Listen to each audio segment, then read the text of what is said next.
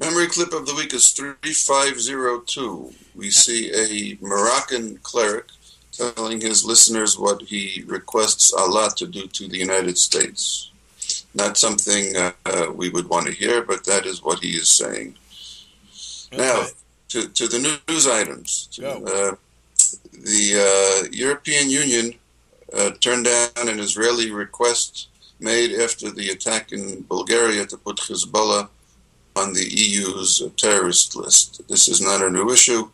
Hezbollah has never been on the EU's terrorist list. It would have implications for Hezbollah, making it difficult to raise money in Europe and other implications. Hamas, Al-Qaeda is on the list, but for some reason, the EU will not put Hezbollah on the terrorist list. The papers report that some of the statements made by EU officials as to their reasons why recently in their decision was that Hezbollah is also a political party in Iran. It's not simply a terrorist group, and that, quote, they lack tangible evidence that Hezbollah is a terrorist group. Now, this is not a new issue. In 2006, the EU's senior official on foreign policy publicly stated that the EU did not have enough information to designate Hezbollah as a terrorist organization. 2007, the House Foreign Affairs Committee's Subcommittee on Europe held a hearing entitled Adding Hezbollah to the EU Terrorist List. And in that hearing, it's a 45-page hearing, several witnesses. In that hearing, I will read the countries that one of the witnesses testified that according to intelligence officials, Hezbollah operatives are in countries in Europe, including Belgium, Bosnia, Britain, Bulgaria, Croatia, Cyprus, Denmark, France, Germany, Greece, Italy, Lithuania, Norway, Romania, Slovenia, Russia, Spain, Sweden, Switzerland, Turkey, and the Ukraine. Notice in 2007, Bulgaria and Cyprus were on the list. Bulgaria, we had the attack last week. There was an arrest of a Hezbollah operatives in Cyprus on July 7th. This list is not all that different from the list I referred to last week.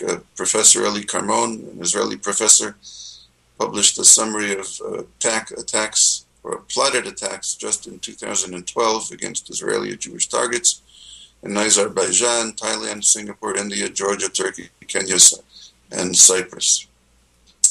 The House Foreign Affairs Committee actually issued a report in March 2012. Actually, excuse me, it's the Committee on Homeland Security, where they said, according to the consensus among experts and officials, intelligence officials, is that Hezbollah is likely to have 100 operatives here in the United States. So the EU not putting Hezbollah on the list is not anything new. It came up again. I refer everyone to an article published in the Jerusalem Post in February by an Israeli entitled, Why Iran Has Trouble Targeting Israeli Diplomats. And as we have seen, there have been a number of failed attempts, and that article was published in February before many of these failed attempts.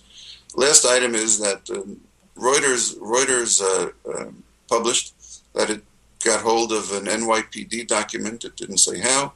The NYPD document is entitled Suspected Iranian and or Hezbollah-Linked Plots Against Israeli and Jewish Targets, 2012 Chronology.